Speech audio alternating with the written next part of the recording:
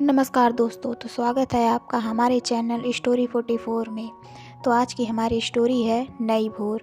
तो चलिए सुनते हैं। आज दफ्तर में काम बहुत था। रेवा जल्द से जल्द काम निपटा रही थी क्योंकि उसे बंटी को लेकर दशहरे का मेला दिखाने भी जाना था। तभी चपरासी ने आकर कहा, मैडम, बहुत देर से एक साहब आपसे मिलने की प्रतीक्षा कर रहे हैं, उन्हें अंदर भेज दूँ? भेज दो, कहकर रेवा फिर फाइलों में व्यस्त हो गई। क्या मैं अंदर आ सकता हूँ? आवाज़ सुनकर रेवा चौंक पड़ी। वह सोचने लगी, ओह, ये तो निखिल की आवाज़ लगती है। इतने सालों बाद यहाँ क्यों और कैसे आया है? हाँ, आइए, अपने दिल की तेज होती धड़कनों को काबू करते हुए रेवा ने कहा। पर्दा खुला और आशा के अनुरूप ही निखिल दरवाजे से भीतर आया। जैसे ही उसकी नज़र रेवा पर पड़ी, वह चौंक पड़ा और हकलाते हुए बोला, रेवा तुम? मेरा मतलब है मैडम रेवा चौधरी, नगर आयुक्त। हाँ, मैं ही हूँ। कहिए, किस काम से आना हुआ? रेवा ने अपने भीतर उमड़ रहे तूफान को संयत करते हुए शांत स्वर से पूछा। मैं अपनी ज़मीन पर एक अस्पताल बनवाना चाहता हूँ। उसकी फाइल आपके यहाँ जमा है। यदि अनुमति मिल जाती तो आपकी बड़ी कृपा होती मैडम। निखिल ने मैडम शब्द पर खास जोर दिया।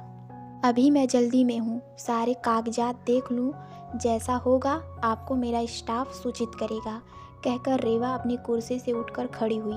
निखिल उठकर बाहर चला गया। रेवा ड्राइवर को घर चलने को कह गाड़ी में बैठ गई। बैठते ही स्मृतियों ने उसे आ घेरा और वह यादों की गलियों में भटकने लगी। कॉलेज में कदम रखते ही उसका सामना निखिल से हुआ था। सुंदर सजीला निखिल शहर के एक नामी वकील का बेटा था। कॉलेज की हर लड़की निखिल की दीवानी थी और कक्षा में लड़कियों के बातचीत का टॉपिक भी निखिल हुआ करता था। रेवा के माता पिता शिक्षण से जुड़े थे और वह मध्यम वर्गीय परिवार से थी। गोरा रंग, लंबे बाल और तीखे नैन नक्श रेवा को खूबसूरत बनाते थे। वह पढ़ने में भी काफ़ी अच्छी थी, इसलिए लड़कियों के बीच निखिल के प्रति दीवानगी देख वह हंसकर रह जाया करती थी। उसे निखिल जैसे लफंगे लड़के बिल्कुल भी पसंद नहीं थे। कॉलेज आरंभ हुए लगभग 5 महीने बीतने को थे कि एक दिन कॉलेज के सभी विद्यार्थी शहर से थोड़ी दूर स्थित जलप्रपात पर पिकनिक के लिए गए। वहाँ दोस्तों की फरमाइश पर निखिल ने कई गीत सुनाए। रेवा ने महसूस किया, निखिल गीत गाते समय बार बार उसी की ओर देख रहा है। न जाने क्यों रेवा को भी निखिल का उसे देखना अच्छा लगा। धीरे धीरे रेवा निखिल की ओर खिंचने लगी। शायद उसे इस बात का गर्व होने लगा कि जिस निखिल का पूरा कॉलेज दीवाना है, वही निखिल उसे चाहने लगा है।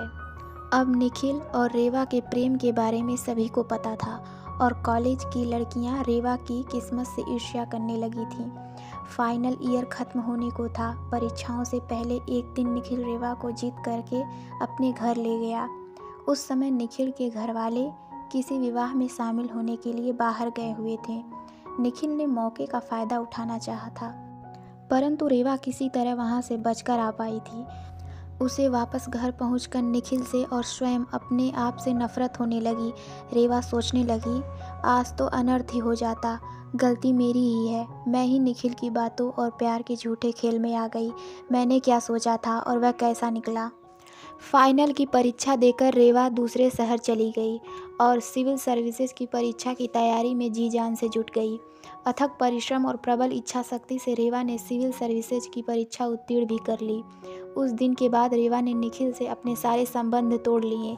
हालांकि निखिल ने रेवा की सहेलियों के माध्यम से 1-2 बार संपर्क करने का प्रयास भी किया, परंतु रेवा का तो प्यार से जैसे विश्वास ही उठ गया था। आज इतने सालों बाद भी रेवा ने विवाह नहीं किया है। एकाएक गाड़ी रुकने के साथ ही रेवा की तंद्रा टूटी। माँ ने दरवाज़ा खोला तो वे रेवा का चेहरा पढ़कर बोली, क्या बात है, तू इतना परेशान क्यों दिख रही है? कुछ नहीं माँ, ऑफिस में ज़्यादा काम था। बंटी कहाँ है? उसको आज मेला घुमाने का प्रॉमिस किया था मैंने, रेवा माँ से पूछ बैठी। बंटी तो बहुत देर से सज सवर कर बैठी है तेरे इंतज़ार में। कुछ नहीं तो 10 बार पूछ चुकी है कि मम्मा कब आएंगी। बेटा, तू कब तक विवाह नहीं करेगी? ठीक है, तूने बंटी को अनाथ आश्रम से गोद लिया है, परंतु उसे भी तो पिता का प्यार चाहिए। और क्या तू नहीं चाहती कि तेरे अपने भी बच्चे हों? फिर लोग भी कैसी कैसी बातें करते हैं कि तू कुंवारी होकर एक बच्ची की माँ बन गई। माँ ने हमेशा की तरह रेवा को समझाने की चेष्टा की।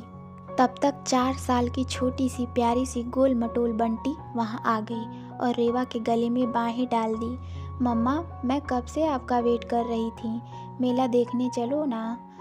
रात को थक कर बिस्तर पर लेटी रेवा की आंखों से नींद कोसों दूर थी। रह रहकर निखिल का चेहरा उसकी आंखों के सामने घूम रहा था। निखिल उसका पहला और आखिरी प्यार था। रेवा सोचने लगी, पता नहीं निखिल ने विवाह किया होगा या नहीं, क्या पता वह भी अभी तक मुझे ना भूल पाया हो। परंतु अगले ही क्षण उसका दिमाग उसकी भावनाओं पर हावी हो गया। यह कैसी मूर्खतापूर्ण बातें सोच रही हूँ मैं। निखिल का विवाह हुआ हो या नहीं, उससे मुझे क्या फ़र्क पड़ता है। निखिल ने अपनी दौलत के नशे में चूर होकर मेरे प्यार का अपमान किया है। वह मुझे एक बेजान गुड़िया समझ मेरी भावनाओं से खेलता रहा। यह तो अच्छा हुआ कि सही समय पर मेरी आंखें खुल गईं और मैं उसके चंगुल से बच निकली। क्या विवाह करना ही किसी नारी के जीवन का मकसद होना चाहिए? क्या पुरुष के बिना नारी संपूर्ण नहीं? आज मैं सशक्त हूँ तो मुझे दूसरी बच्चियों और महिलाओं को सबल प्रदान करना चाहिए।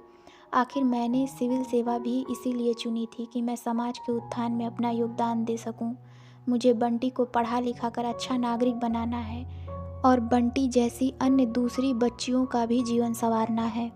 अब रेवा के दिमाग की उथल पुथल शांत हो चुकी थी। वह सोच रही थी कि कल ही वह निखिल की फाइल पर उचित कार्रवाई कर अपने स्टाफ से निखिल को खबर भिजवा देगी, जिससे निखिल को फाइल के बहाने उसके ऑफिस में बार बार आने का अवसर ना मिले। रेवा के जीवन से भी रात के काले अंधेरे विदा ले रहे थे और एक नई भोर का आगमन हो रहा था।